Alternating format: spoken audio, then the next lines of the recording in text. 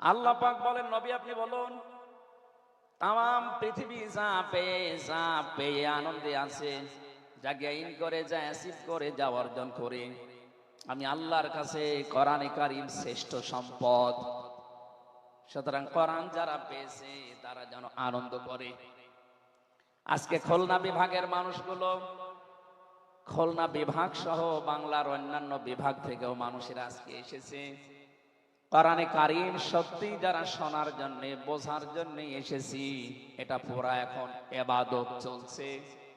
আমরা খুশি দুনিয়ার সব কিছুর তুলনায় আজকে, বলেন আলহামদুলিল্লাহ।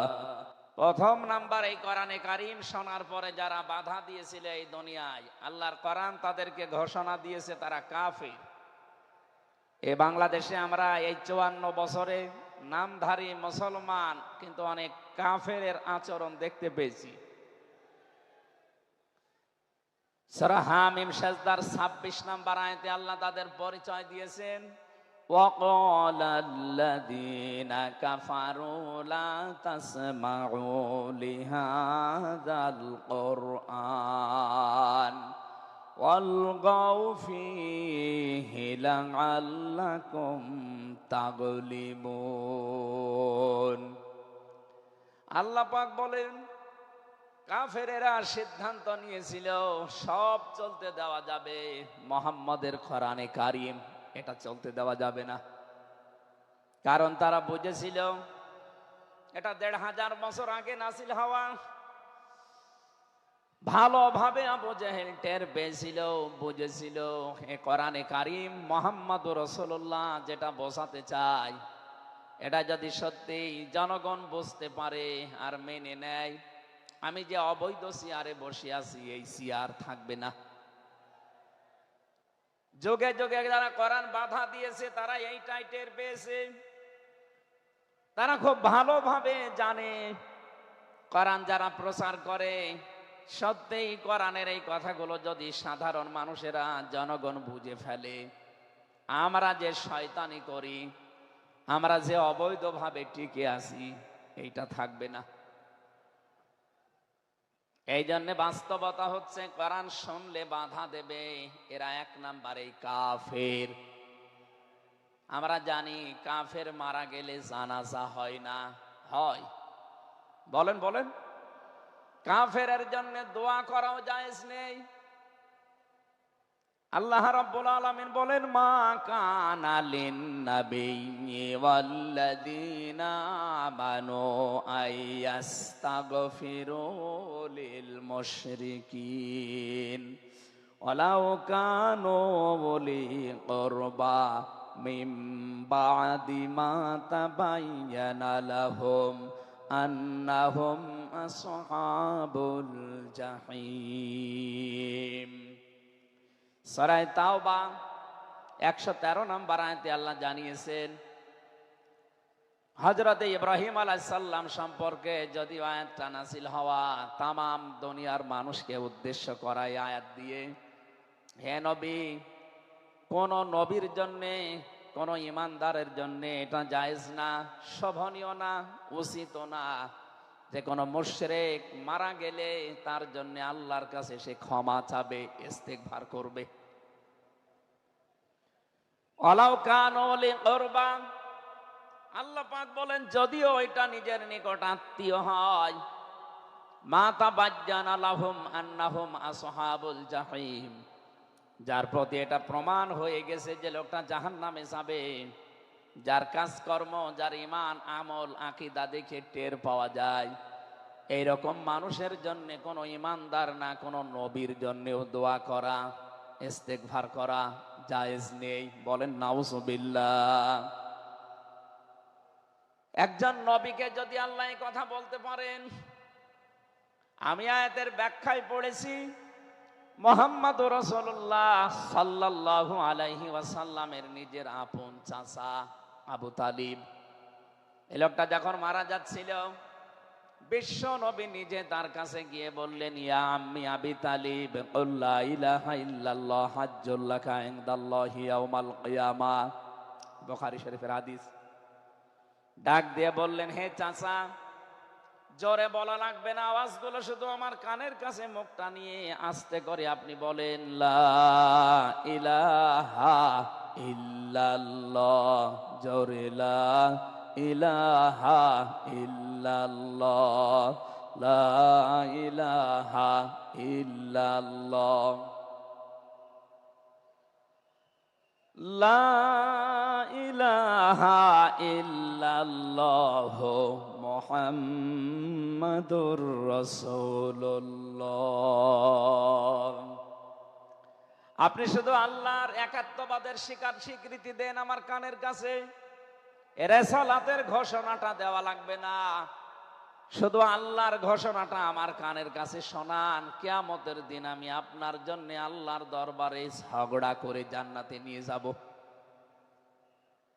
পাশে যারা দাঁড়িয়েছিল তাদের কারণে লোকটা পড়তে পারে নাই, নবীজির মন খারাপ হয়ে গেল।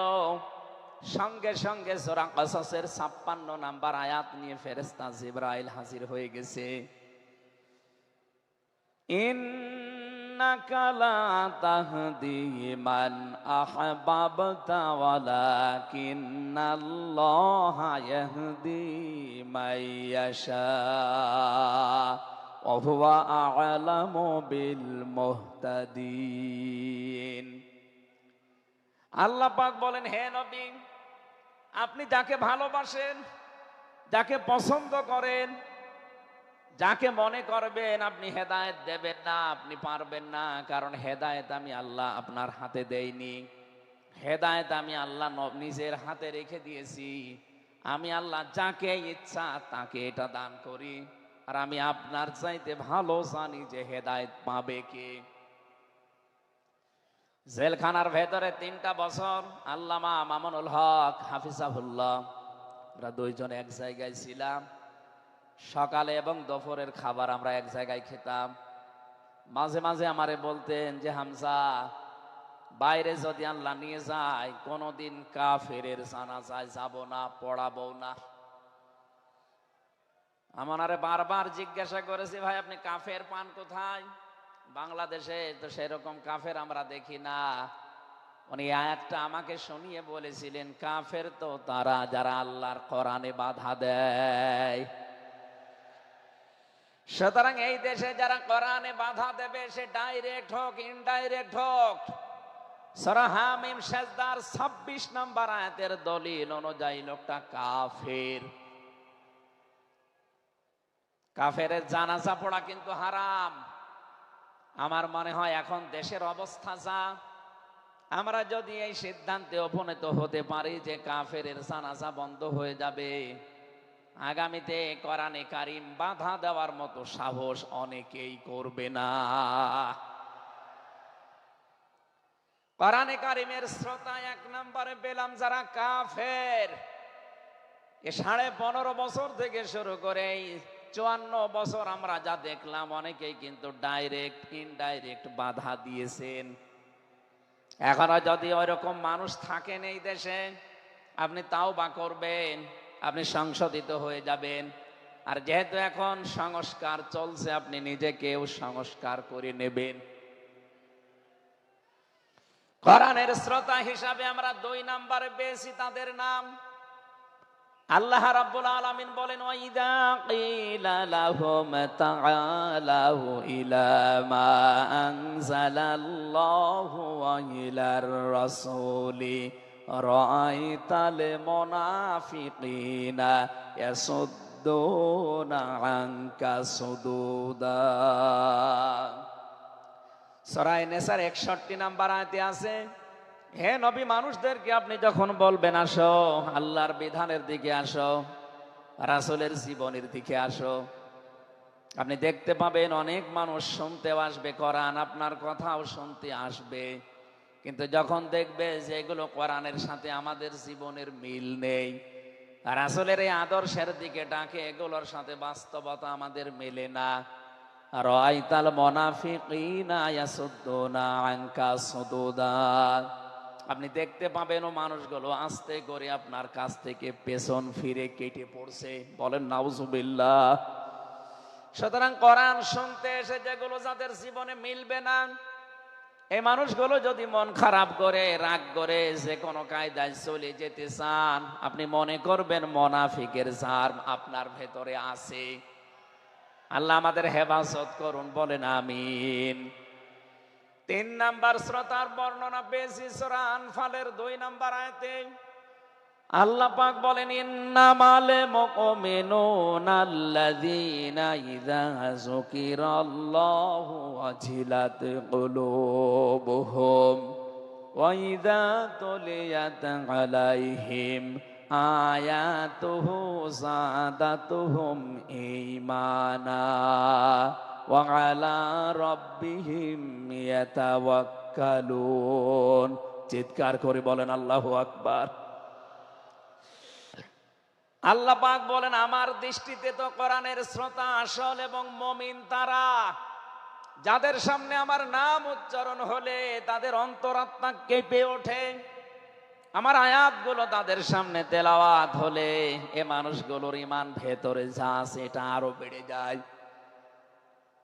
এখানে যাদাতুহুম ঈমান আর ব্যাখ্যায় আমি দেখেছি, শরীরের পশমগুলো দেখবেন আপনি হঠাৎ খাড়া হয়ে যাবে। বাম স্তনের 2 আঙ্গুল নিচে একটা গোস্তের টুকরা আছে, ওটা কাঁপবে, কাঁপাকাঁপি করবে। একটা অনির্বচন শোক আপনি আলাদা অনুভব করবেন। এই 3টা যদি এখন আমাদের ভেতরে তৈরি হয়, আলা রাব্বিহিম ইয়াতাওয়াক্কালুন, বাড়ি যাওয়ার আগে এই সিদ্ধান্ত নিয়ে যাওয়া যাবে যে আল্লাহ ছাড়া আর কারো উপরে আমরা ভরসা করি না। বলেন সুবহানাল্লাহ। এই 3টা আয়াত দিয়ে আমি বোঝাতে চেয়েছি, কাফের কারা, মুনাফিক কারা, আল্লাহর দৃষ্টিতে মুমিন কারা। 3 নাম্বার এই তরিকায় যদি আমরা এই 3টি গুণ অর্জন করতে পারি, আজকে আল্লাহর কথাগুলো শুনলে আপনার ভেতরে কাঁপ ধরবে। 2 নাম্বারে আল্লাহর আয়াত তেলাওয়াত হবে, যখন বুঝতে পারবেন যে কি বলে, ওয়াইদা সামিউ মা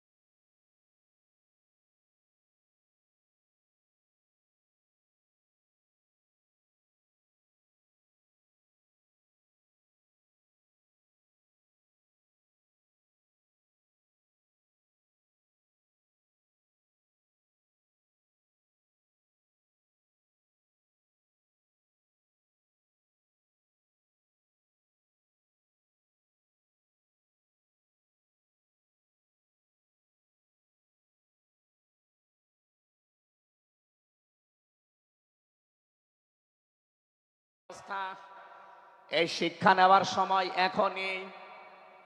নবীজি 1400 মানুষ নিয়ে এসেছিলেন সাহাবায়ে কেরাম নিয়ে হজ করার জন্য। হুদাইবিয়া নামক যে জায়গাটা এখন কূপ আছে, এখানে এই জায়গায় নবীজি আশ্রয় নিলে আস্তানা গাড়লেন, তাবু গাড়লেন। কাফেরদের পক্ষ থেকে এখানে প্রতিবন্ধকতা সৃষ্টি করা হয়েছে যে না, আপনাদেরকে আমরা আর যেতে দেব না। বিশ্বনবী তাদেরকে প্রস্তাব দিলেন যে আমরা কিচ্ছু নিয়ে আসিনি, সাথে করে শুধু হজ করে চলে যাব। কাফেরদের পক্ষ থেকে আওয়াজ এলো না, আপনাকে আমরা যেতে দেব না, তবে আমাদের একটা প্রস্তাব আছে। আপনি যদি আগামী বছরে আসেন হজ করে যেতে পারবেন, কিন্তু এবছরে আপনাদেরকে আমরা আল্লাহর ঘর কাবায় যেতে দেব না। কি নিষ্ঠুর আচরণ! তাকান, আল্লাহ পাকের নবী আল্লাহর ঘর তাওয়াফ করবে, বাধা দিচ্ছে যারা আল্লাহকে বিশ্বাস করে না তারা। বাংলাদেশে 50টা বছর কোরআনে কারীম প্রচার করেছে যারা, কোরআনের পাখি শহীদ আল্লামা দেলাওয়ার হোসাইন সাইদি রহমতুল্লাহ আলাইহি, তার নামে মামলা দেওয়া হয়, কেস দেওয়া হয়, তিনি নাকি ধর্মীয় অনুভূতিতে আঘাত দিয়েছে। আমার তো মনে হয় 1500 বছর আগে নবীজিকে যারা বাধা দিয়েছিল আল্লাহর ঘর কাবায় হজ করতে দেবে না, 1500 বছর পরে যেন তাদের প্রেতাত্মারাই ফিরে এসেছে। আল্লাহর নবী বললেন ঠিক আছে, ওসমানকে পাঠালাম। হযরত ওসমান ইবনে আফফান রাদিয়াল্লাহু তাআলা আনহু তিনি গেলেন। হযরত ওসমানকে তারা আটক করার পরে ঘোষণা দিয়ে দিল কতিলা ওসমান ইবনে আফফান, ওসমানকে হত্যা করা হয়েছে। এ সংবাদ যখন নবীজির কাছে এসেছে, যশোরবাসী খুব খেয়াল করেন, এখানে হযরতে ওসমানকে তারা হত্যা করার ঘোষণা দিয়ে মিথ্যা একটা সংবাদ পাঠিয়ে দিয়েছে নবীজির কাছে। নবীজি সাহাবায়ে কেরামকে বললেন, যারা ইহরামের কাপড় পরে এসেছিলে সব এখন খুলে ফেলো। সাহাবায়ে কেরাম বলেন, হে রাসূল, ইহরামের কাপড় খুললে হজ? বলে হজ আগামী বছর। বাংলার মুসলমানেরা, আমি কেন বলছি এই আয়াতটা 2-1 মিনিট পরে আপনি টের পাবেন। দ্বিতীয় নম্বর, নবীজি বললেন আজকে রমজান মাস, এটা রমজান মাসের এখন আর আধা ঘন্টা 1 ঘন্টা সময় আছে মাত্র ইফতারি করার, এখনই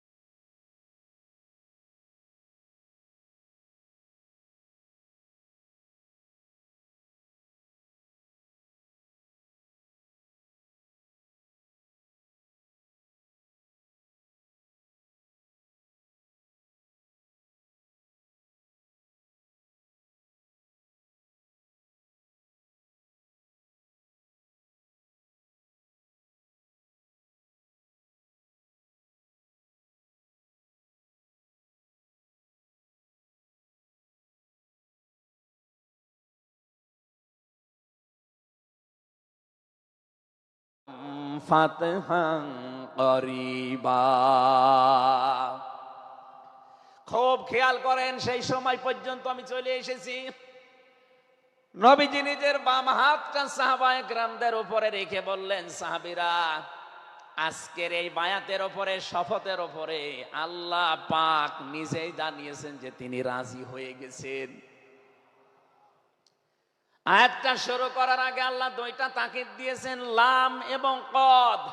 লাকাদ রাদিয়াল্লাহু আনিল মুমিনিন।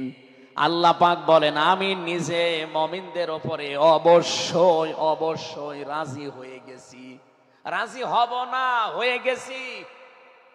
তাহতা শাজারতি, এই গাছের নিচে আপনার হাতের উপরে যারা হাত দিয়ে আজকে শপথ বাক্য পাঠ করছে যে ওসমান হত্যার বদলা না নিয়ে কেউ মদিনায় ফেরত যাবে না, আমি আল্লাহ তাদের মনের খবর যেহেতু জানি, ফাআলিমা মাফি কুলুবিহিম, তারা যে শপথ নিচ্ছে এটা কিন্তু লোক দেখানোর জন্য না, এটা মন থেকেই। ফানসালাস সাকিনাতা আলাইহিম, তাদের উপরে আমি আল্লাহর প্রশান্তি নাযিল হয়ে গেছে অলরেডি। ওয়াসাবাহুম ফাতাহান করিবা, তাদেরকে আমি আসন্ন একটা বিজয়ের সুসংবাদ দিচ্ছি। সুতরাং এই বায়াতের রিদওয়ানের উপরে যেহেতু সবাই হাত দিয়েছে, ওসমানের হাতটা এখানে নেই, হে নবী আপনার বাম হাতটা উপরে তুলে ধরেন, এইটাই আমি ওসমানের হাত হিসাবে মেনে নিলাম। তার মানে 1400 মানুষের উপরে আমি আল্লাহ অলরেডি রাজি হয়ে গেছি।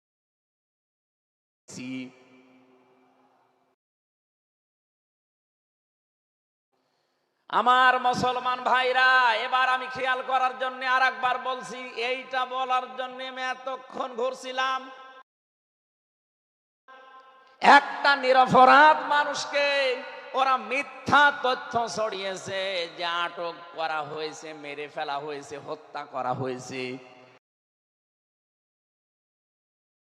নবীজি একজন মানুষের জীবনের বদলা নেওয়ার জন্য 1400 মানুষকে তিনি বায়াত করাচ্ছেন, শপথ বাক্য পাঠ করাচ্ছেন। একটু খেয়াল করেন তো, একজন মানুষের জীবনের জন্য জীবন দিতে প্রস্তুত 1399 জন, আর নবী সহ। এমন বাক্য তিনি পাঠ করিয়েছেন, এমন শপথ নিয়েছেন যে আল্লাহ অলরেডি রাজি হয়ে আয়াত নাজিল করছেন।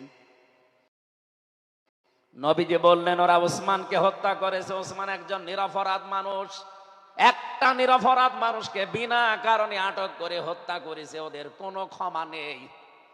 আমরা আজকে এই 1400 মানুষ শপথ নিলাম, ওদেরকে হত্যার প্রতিশোধ না নিয়ে আমরা কোনোদিন আর মক্কা মদিনায় ফেরত যাব না। মানুষ বিনা গুলোকে ফাঁসির কাস্টে ঝোলানো হয়েছে, কত মানুষকে মৃত্যুর দিকে ঠেলে দিয়েছে। এখনো জিন্দা শহীদ জনাব এটিএম আজহারুল ইসলাম এখনো জেলখানায় পচতেছে। বানানো বিচার ব্যবস্থা, বানানো বিচারপতি, নিজেদের উকিল, নিজেদের পিপি, নিজেদের সাক্ষী, নিজেদের রায় সব দিয়ে একটা মানুষকে আর 17 বছর আপনি আটক করে রেখেছেন।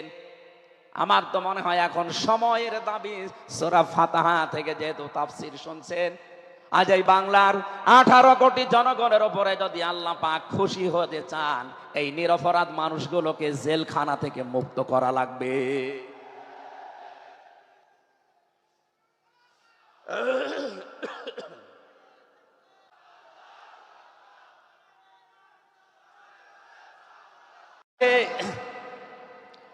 আল্লাহ রাব্বুল আলামিন এখানে কয়েকটা বিষয় আমাদেরকে উপহার দিতে চেয়েছেন সুসংবাদের মাধ্যমে। 1 নম্বরে আল্লাহ বলেন আমি রাজি হয়ে যাব। 2 নম্বরে ওদের মনের মূল কথাগুলো যেহেতু আমি জানি, সুতরাং যারা নারায়ে তাকবীর আল্লাহু আকবারের স্লোগান দিয়ে এই মাজলুম মানুষটার পক্ষে অবস্থান নিলেন, আমার তো মনে হচ্ছে ফানসালাস সাকিনাতা আলাইহিম, আল্লাহ পাক তার রহমত এখন এই দেশের উপরে নাজিল করবে। 2 নম্বরে ওয়াসাবাহুম ফাতাহান করিবা, একেবারে সুপ্রসন্ন নিকটবর্তী একটা নিকটবর্তী বিজয় আমাদেরকে আল্লাহ এই মাজলুম মানুষটার পক্ষে দাঁড়ানোর কারণে দেবে। আমি আজকেও একজন জেল খাটা মানুষের সাথে কথা বলছিলাম, তিনিও প্রায় 3.5-4 বছর ছেলে ছিলেন। তিনি জ্বালাচ্ছিলেন যে হামজা ভাই, আসলে আমরা যারা জেলে ছিলাম তারা ছাড়া এটা বোঝানো সম্ভব না। বহু মানুষ বিনা অপরাধে, বিশেষ করে 15.5 বছরে তো হবেই, বিনা কারণে বিনা অপরাধে কিচ্ছু জানে না, বছরের পর বছর জেলে পচতেছে। ওরা যদি একজন নিরপরাধ মানুষকে মিথ্যা কথা ছড়িয়ে দেওয়ার কারণে নবী যেরকম সিদ্ধান্ত নিতে পারে, আজ বাংলার 18 কোটি মানুষ দল বেদল সব ভুলে গিয়ে নিরপরাধ যত মানুষ জেলে ভর্তি আছে, গুম হয়েছিল, খুন হয়েছিল যারা, এদের পক্ষে দাঁড়াতে যদি সত্যি আপনি মন থেকে এগিয়ে আসতে পারেন, আল্লাহর কসম আমাদের সামনে আল্লাহ বিজয় দেখাবেন। বিজয় আমরা দেখতে পাচ্ছি সূরা কসস 20 নম্বর পারার 4 নম্বর পৃষ্ঠার 15 নম্বর লাইনের 5 নম্বর আয়াত। বাড়িতে যে আয়াতটা তাফসীর দেখবেন, আল্লাহ রাব্বুল আলামিন বলেন, নুরিদু আন্নামুন্না আলাল্লাযীনা ইসতাদঈফু ফিল আরদ ওয়া নাজআলাহুম আইম্মাতাও ওয়া নাজআলাহুমুল ওয়ারিসিন। আমি আল্লাহ একটা ইচ্ছা করলাম, হাজার হাজার বছর আগে হে নবী, এই পৃথিবীর ময়দানে ফেরাউন নামে একটা লোক ছিল। রাষ্ট্রীয় ক্ষমতায় থাকার কারণে ওই দেশে বিভিন্ন দলে বিদলে বিভক্ত করে মানুষকে রেখেছিল, আর একটা দলকে সে টার্গেট নিয়ে কোণঠাসা করে, ছোট করে, হীন করে রেখেছিল। সেই দলটা ছিল মুসা নবীর দল। আমি আল্লাহ একটা ইচ্ছা করলাম, জমিনের উপরে যাদেরকে দুর্বল করে রেখেছে ফেরাউন, এই দুর্বল দলের উপরে আমি আল্লাহ মনন করব। মনন মানে অনুগ্রহ করা, দয়া করা। আমি আল্লাহ দয়া করব তাদের উপরে, মনন করব। এই কারণে, কারণ আমি তাদেরকে জমিনের শাসন ক্ষমতায় বসাতে চাই, জমিনের উত্তরাধিকারী তাদেরকে বানিয়ে দিতে চাই। অনুমাক্কিনা লাহুম ফিল আরদ, জমিনের উপরে তাদেরকে আমি ক্ষমতায় বসাবো, এটা আমি আল্লাহর ইচ্ছা। বলেন তো, আল্লাহ যদি কোনো ইচ্ছা করে ওটা রদ করার কেউ আছে? আরো জোরে বলেন, আছে?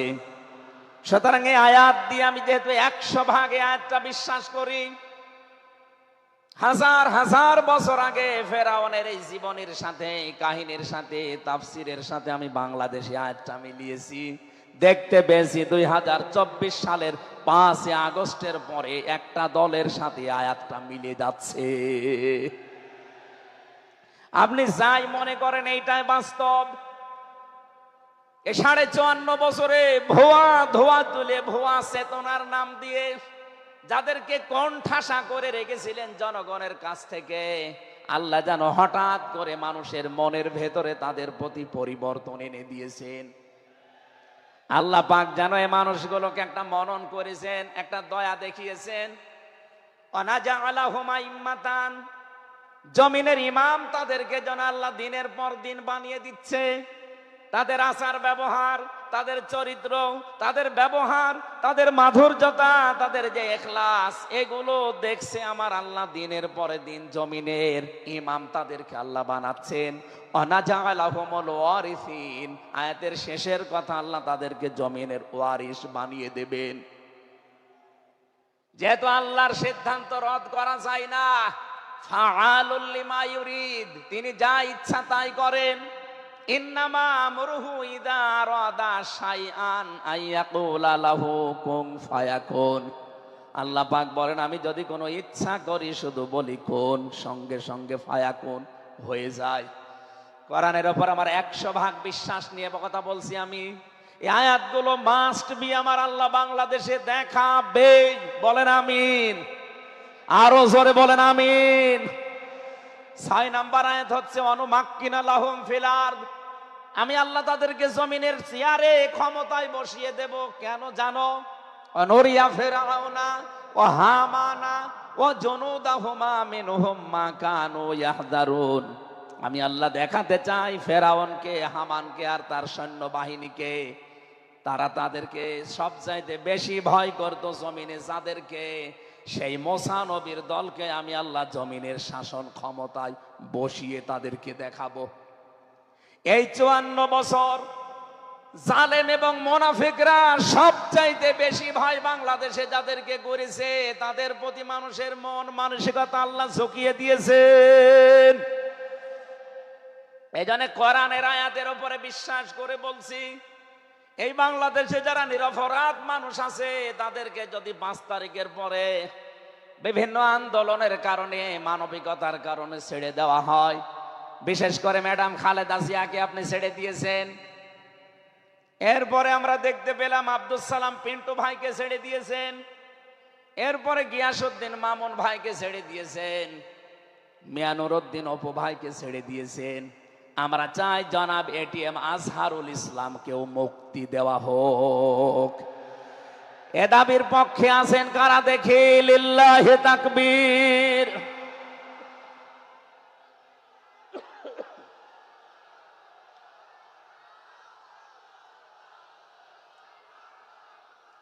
আলহামদুলিল্লাহ। ভাই, আমি আয়াতটা পড়লাম এই জন্যে, 1500 বছর আগে একটা নিরপরাধ মানুষের পক্ষে দাঁড়ানোর কারণে যদি আল্লাহ এতগুলো সুসংবাদ দিতে পারে, সাকিনা নাজিল করা, সুপ্রসন্ন একেবারে নিকটবর্তী বিজয় দেওয়া, আমরা যদি আজ নিরপরাধ মানুষগুলো যারা আজ জুলুমের শিকার হয়ে 15.5 বছর 17 বছর মানবেতর জীবন যাপন করছে, আমি তো 3 বছর তার ভুক্তভোগী। 3টা বছর আমাদেরকে ফাঁসির কন্ডেম সেলের ভেতরে 24 ঘন্টা লক আপ দিয়ে রাখতেন। কি করেছিলাম আমরা? আজকে এই যে মাহফিলের 6 জন আলেমের ভেতরে আমরা 3 জনই এক জায়গায় ছিলাম, জেলখানায়। আর বাকি 3 জনের ভেতরে একজন তো বাইরের দেশে, আর 2 জন আব্দুল হাই সাইফুল্লাহ, শাইখ আহমদুল্লাহ, 2 জন মজলুম। তাদেরকেও কোরআনের কথায় দেশে 15.5 বছর আপনারা বলতে দেননি। এজন্য আমি আয়াত থেকে যেটা শিক্ষা দিতে চাই, কাটছাট কথা বলছি। বাংলাদেশে যদি আল্লাহর সাকিনা, প্রশান্তি মনে এবং বাইরে আপনি দেখতে চান, সুপ্রসন্ন বিজয় যদি দেখতে চান, অবশ্যই আপনাকে নিরপরাধ যারা এখনো পর্যন্ত বিভিন্ন জায়গায় মাজলুম হয়ে আছে তাদের পক্ষ নেওয়া লাগবে। এই কথা বলুন। আল্লাহ আজকে আমাদের জীবনে 100% মেনে চলার তৌফিক দান, বলেন আমিন। এই সূরা ফাতিহা থেকে আমরা পড়েছি 29 নম্বর আয়াত। আমাদের আলোচনার বিষয় মুহাম্মদুর রাসূলুল্লাহর উম্মত কারা? রব্বুল আলামিন বলেন মুহাম্মদুর রাসূলুল্লাহ। মুহাম্মদ সাল্লাল্লাহু আলাইহি সাল্লাম আল্লাহর রাসূল। হে নবী, দুনিয়ার কেউ যদি আপনার রিসালাত স্বীকার না করে, কেউ যদি সাক্ষী না দেয়, আমি আল্লাহ নিজে সাক্ষী দিয়ে দিলাম আপনি আমার রাসূল। সুতরাং এই বাংলার জমিনে কেউ যদি নবীর আদর্শ না মানে, বিশ্ব নবীর কোনো ক্ষতি হবে না, আল্লাহরও কোনো লস নেই, যত ক্ষতি আমাদের। কথা বলে না কেন? কোরআনের চোখ লাগিয়ে দেখতে পাচ্ছি এদেশে হাজারো মানুষ জাহান্নামে দৌড়াচ্ছে। কারণ নবী মুহাম্মদুর রাসূলুল্লাহ বাদ দিয়ে পৃথিবীতে যদি অন্য কাউকে কিয়ামত পর্যন্ত কেউ আদর্শ মেনে চলে, কোরআনের কসম দিয়ে বলছি মাস্ট বি লোকটা জাহান্নামী। এজন্য এরকম আচরণে যারা আছেন, বুঝে হোক না বুঝে হোক, আল্লাহ রাব্বুল আলামিনের পরিচয় দেওয়ার আগে আমার আল্লাহ রাসূলের পরিচয় আমাদের কাছে দিয়েছেন। রাব্বুল আলামিন বলেন কুল হুয়াল্লাহু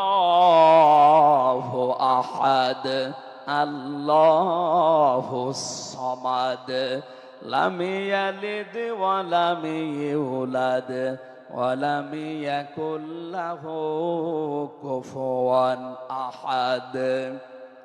এখানে আল্লাহর একাত্মবাদের শিক্ষা দেওয়া হচ্ছে।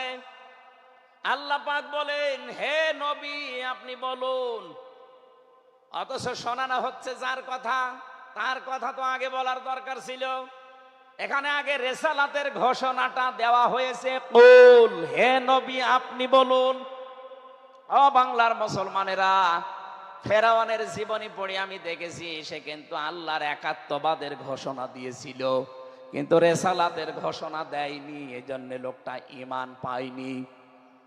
বাংলাদেশে বহু মানুষকে আমরা দেখতে পাচ্ছি আল্লাহর কথা বললেও বলেন আমরা কি নামাজ পড়ি না, রোজা রাখি না, আমি কি হজ করি না, দান সাদকা করি না?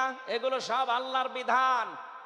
এগুলোর পাশাপাশি আল্লাহর প্রেরিত পুরুষ যিনি আমাদের এই জামানায়, আল্লাহর প্রেরিত পুরুষ যিনি কিয়ামত পর্যন্ত, তার নাম মুহাম্মাদুর রাসূলুল্লাহ।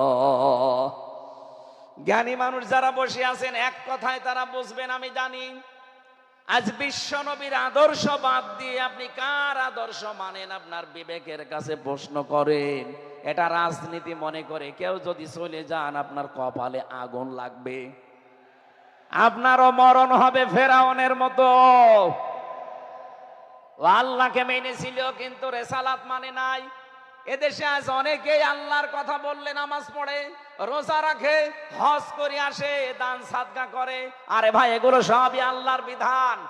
আপনি আল্লাহকে মানেন কিন্তু তার প্রেরিত পুরুষ এই জামানায় যিনি কিয়ামত পর্যন্ত, তার নাম মুহাম্মাদুর আবার জোরে বলেন মুহাম্মাদুর রাসূলুল্লাহ। এতক্ষণ পর্যন্ত যা বললাম আমি আশা করছি আপনি বুঝেছেন। বিশ্ব নবী বাদ দিয়ে অন্য কারো আদর্শ এই জমিনে মানা যাবে না। মানলে আপনি বুঝে মানেন, আর না বুঝে মানেন আপনি জাহান্নামী।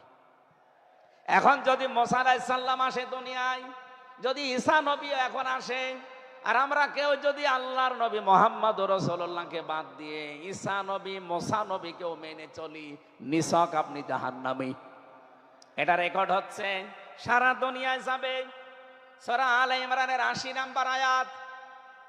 অন্য ধর্মে যারা আছেন, ইহুদি, খ্রিস্টান, আহলে কিতাব যারা দাবি করেন, এমনকি এই মুশরিকদের ভেতরেও যারা, বৌদ্ধদের ভেতরে যারা অমুসলিম, তাদেরকে বলছি আপনারা ভুল পথে আছেন। আপনারা যাদেরকে নবী নাম বলে চলেন, যিশু বলেন, ঈসা আলাইহিস সালামকে, মুসা আলাইহিস সালামকে আপনারা যোসেফ বলে ডাকেন। আপনাদের ওই সমস্ত নবীগুলো তাওরাতে, ইনজিলে অলরেডি ঘোষণা দিয়েই গেছে যে আমাদের পরে একজন শেষ নবী আসবে, তার নাম মুহাম্মাদুর রাসূলুল্লাহ বা আহমদ। তাকে যদি তোমরা জীবদ্দশায় পেয়ে যাও, পৃথিবীর সব কিছু ছেড়ে দিয়ে তার আদর্শটা গ্রহণ করবা, নয়তো পথভ্রান্ত হয়ে, পথভ্রষ্ট হয়ে জাহান্নামে যাওয়া লাগবে। যাকে মেনে চলার দাবি করেন সেই যিশু, সেই যোসেফ, হযরত ঈসা নবী, হযরত মুসা নবী, তারাই যেহেতু ঘোষণা তাওরাতে, ইনজিলে দিয়ে দিয়েছে, হয়তো আপনাদের পুরোহিত যারা, ধর্মগুরু যারা, ঠাকুর যারা আপনাদেরকে শোনায় না। এই সত্য বিধান আপনি ইনজিলে পড়েন। আমার শেষের শব্দ ছিল ফিত তাওরাতি ওয়াল ইনজিল। এই দুইটা কিতাব আপনারা বই আপনারা পড়ে দেখবেন, এখানে আমাদের নবী, শেষ নবীর বর্ণনা আছে ৯০৩ জায়গায়। বলেন আল্লাহু আকবার। আল্লাহ পাক প্রথম শব্দে জানাতে চেয়েছেন, হে নবী, কেউ যদি আপনাকে স্বীকার না করে, কেউ না মানে, আমি আল্লাহ নিজে ঘোষণা দিলাম, ওয়াল্লাযীনা মাআহু আশিদ্দাউ আলাল কুফফার। আপনার সঙ্গে সাথী যারা হবে, আপনার সাথে যারা থাকবে, আপনার উম্মত বলে যারা কিয়ামত পর্যন্ত দাবি করবে, তাদের ভেতরে এই গুণগুলো মাস্ট বি পাওয়া যাবে। যশোরবাসী, এবার আপনাদের জন্য আপনি মিলান তো, এই আয়াতটা নিজের জীবনে আছে কিনা। ওয়াল্লাযীনা, আর যারা, মাআহু, আপনার সঙ্গে থাকবে, আশিদ্দাউ আলাল কুফফার, তারা কাফেরদের প্রতি বজ্রকণ্ঠ হবে। কালকে মাওলানা মামুনুল হক, আমি ছিলাম কালকে চট্টগ্রামের ফেনীতে, একটু লাইভ দেখেছি। উনি কিন্তু শেষের দিকে এটা জানিয়েছেন, ওঠো, বজ্রমুঠি করো, ঘোষণা দাও। এ কথা বলেনি? এই কথা বলেন না কেন? ওনার এইটাই সামারাইজ, আশিদ্দাউ আলাল কুফফার, কাফেরদের প্রতি কঠোর হওয়া লাগবে। সেই সময় এখন অলরেডি চলছে। প্রতিবেশী নামে আমাদের যারা আছে, যেহেতু প্রতিবেশী পাল্টানো যায় না, এজন্য আমরা বেশি কিছু বলছি না। আমরা আশা করব যে প্রতিবেশীর চরিত্র পাল্টাবে। নবীজি প্রতিবেশী সম্পর্কে এত বেশি কথা জানিয়েছেন, মাঝে মাঝে বলতেন, জিবরাইল, প্রতিবেশী সম্পর্কে যত কথা তুমি বলো মনে হয় যে আমার জমি জায়গার ভাগও দেওয়া লাগবে। যেহেতু এত দামি জিনিস প্রতিবেশী, এত গুরুত্বপূর্ণ, আপনাদেরকে তো আমরা আর পাল্টাতে পারবো না, আমাদের জমির সাথে আপনাদের জমি। এই জন্য বলছে আপনারা চরিত্র পাল্টাবেন। আপনি মাইক্রোসফট, ভয়েস অফ আমেরিকা, এগুলো সব খ্রিস্টানরা, ইহুদিরা চালায়। তারা আজ তামাম দুনিয়ার 257টা রাষ্ট্রে কিন্তু অলরেডি জানিয়ে দিয়েছে বিশ্বে সবচাইতে বেশি মিথ্যা কথা বলা হয় ভারতে। পৃথিবীর 257টা রাষ্ট্রের ভেতরে সবচাইতে বেশি সংখ্যালঘুরা নিরাপত্তার সহিত বাস করে বাংলাদেশে। অথচ এই দুইটাই এতদিন, 54 বছর আমরা স্বাধীন হয়েছি, 54টা বছরে আমাদের পেছনে এই মিথ্যা দুইটা তথ্যই প্রতিবেশীরা ছড়িয়েছে। সারা দুনিয়ার মোড়লদেরকে বলতো যে বাংলাদেশে সংখ্যালঘু নির্যাতন হয়। এদেশের গোবিন্দ পরামানিক, কুমার কি সেন যেন কয়েকজন মিলে তারা বিবৃতি অলরেডি মাঝে মাঝাই দিচ্ছে যে আগস্টের 5 তারিখের পর থেকে বাংলাদেশে আমরা সবচাইতে বেশি নিরাপত্তায় আছি সংখ্যালঘুরা। এখনো তো কোরআনে কারিম এই দেশে কায়েম হয়নি। আমি কোরআনের এই অনুষ্ঠান থেকে আপনাদেরকে গ্যারান্টি দিতে পারি, আল্লাহর কসম, কোরআনে কারিম যদি এদেশের রাষ্ট্রীয় ক্ষমতায় চলে আসে, বাংলাদেশের সবচাইতে বেশি নিরাপদে থাকবে সংখ্যালঘুরা। একজন মুসলমানের মাথায় যদি কেউ আঘাত করে একটা গুনাহ হবে, একটা অমুসলিমের গায়ে যদি কেউ আঘাত করে ডবল গুনাহ হবে। বাংলার মুসলমানেরা অনেকে মনে করেন যে এটা মনে হয় নতুন হাদিস। না, আপনি একজন মুসলমানকে আপনি মারলেন, আপনার নিজের ভাই সে, আল মুসলিম আখাল মুসলিম, কিন্তু অমুসলিম আপনার ভাই, এ কথা কোরআনেও নেই, হাদিসেও নেই। কি কথা বলেন এখন? তিনটা বিষয় যদি কারো ভেতরে পান, সে যেই হোক, এক নম্বরে কেউ যদি আমার কেবলাকে কেবলা মনে করে, ফাহুয়া আখি, সে আমার ভাই। 2 নম্বরে আমার জবাই করা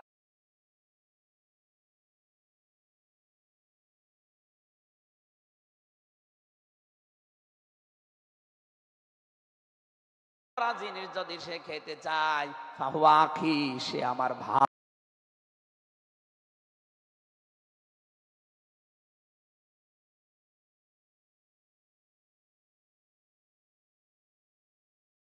ভাই 3 নম্বরে সে যদি আমার মতো নামাজ পড়ে, সে আমার ভাই। সুতরাং এই 3টা বিষয়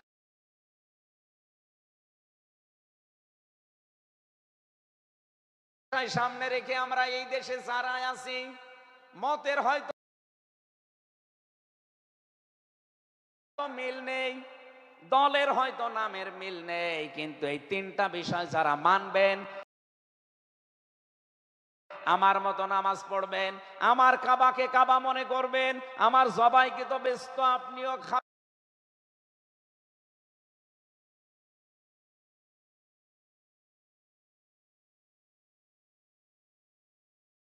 খাবেন, এটা যেই হোক, এই দেশে আমরা সবাই তাকে ভাই ভাই ভাই মনে করি। কথা বলেন ঠিক কিনা? এই 3টার বাইরে যারা আছেন তারা তো আর আমার ভাই না।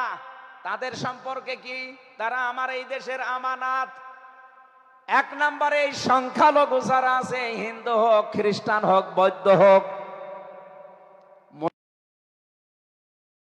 মুশরিক হোক, যাই হোক, যারা আছে তাদের ওপর যদি আপনি অত্যাচার করেন, তাদের মন্দির ভাঙেন, তাদের দেবতাকে গালি দেন, তাদের মাথায় বাড়ি দেন, চাঁদাবাজি করেন, 1 নম্বরে জুলুমের গুনাহ হবে, 2 নম্বরে আমানতের খেয়ানতের গুনাহ হবে। এই জন্য আমরা সাবধান থাকি। আগস্টের 5 তারিখের পরে আমরা অনেকের চরিত্র একটু ওলটপালট দেখতে পাচ্ছি। আশা করছি আপনি থামবেন, নয়তো কিন্তু বদনাম হয়ে যাচ্ছে। আপনি গোয়েন্দা বিভাগের খোঁজ রাখেন, তারা কিন্তু সব নখদর্পণে রেখেছে, কে কি করছে এটা সব তারা দেখছে। এই জন্য আমরা এমন কোন আচরণ না করি আপনার নিজের ভুলের কারণে নিজের পায়ে আবার কোড়াল লেগে যায়। তারা সব দেখতে পাচ্ছে এই 4.5 মাসে কারা মানবতার জন্য কাজ করে, কারা দেশের জন্য কাজ করে, কারা এই 2780 জন মানুষ হাসপাতালের বেডে কাতরাচ্ছে, এদের কাছে কারা গেছে সব খোঁজ তাদের কাছে আছে। 2732 জন মানুষ হত্যা হয়েছে একজনের নির্দেশে। এতগুলো শহীদ পরিবারের পাশে কারা কারা দাঁড়াচ্ছে সব তাদের কিন্তু ডকুমেন্ট আছে। এই জন্য আপনি মনে করছেন আমি ডুবে ডুবে জল খাবো, ঘন না, সব তাদের আয়ত্তের ভেতরে আছে।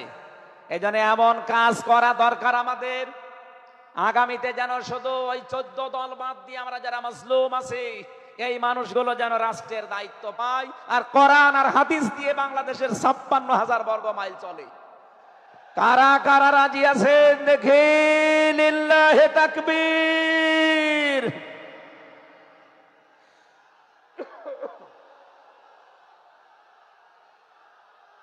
গুলো কোরআনে কারিমে বাধা দেয়, কোরআনের শিক্ষায়, কোরআনের প্রচারে, কোরআনের প্রসারে, কোরআন কায়েমে যারাই বাংলাদেশে বাধা দেবে তার নাম আব্দুল আলিম হতে পারে কে কাফের। এদের বিরুদ্ধে কঠোর হওয়া লাগবে আপনাকে। আমি আবার বোঝার জন্য বলছি, নাম হয়তো আপনার আল্লাহর নাম আপনি নিয়েছেন আব্দুল আলিম, আব্দুল খালেক, কিন্তু আপনার কাজ যদি কোরআন প্রচারে বাধা দেওয়া হয়, ডাইরেক্ট ইনডাইরেক্ট, অবশ্যই আপনি বুঝতে পেরেছেন আমি কি বলছি। আপনি কিন্তু আর সাধারণ মানুষ, এখানেও কড়াকড়ি করা লাগবে আপনাকে। কে বলেছে ধর্ম যার যার উৎসব সবার? এটা কুফরি কথা। ধর্ম যার যার উৎসব তার তার। এক কথা বলুন, মান তাশাব্বাহা বিকওমিন ফাহুয়া মিনহুম। যার সাথে যার সাদৃশ্য মিলবে সে আচার ব্যবহারে, ধর্মীয় রীতিনীতিতে কিয়ামতের দিন তার সাথে থাকা লাগবে। কোন হিন্দু ভাইকে গরু জবাই করেন যখন কোরবানি দেওয়ার জন্য, তাকে পাবেন। তারা জানে যেটা আমাদের ধর্মীয় অনুষ্ঠান না, এই জন্য তারা আসে না, ঠিক করে তারা আসে না। আপনি কোন কারণে সেখানে যাবেন?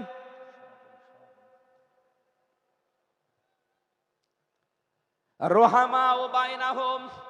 দ্বিতীয় নম্বরে আমরা পেয়েছি নিজেদের ভেতরে মহব্বত, ভালোবাসা, সম্প্রীতি, মায়া, মমতা, এটা নিজেদের ভেতরে বাড়ানো লাগবে।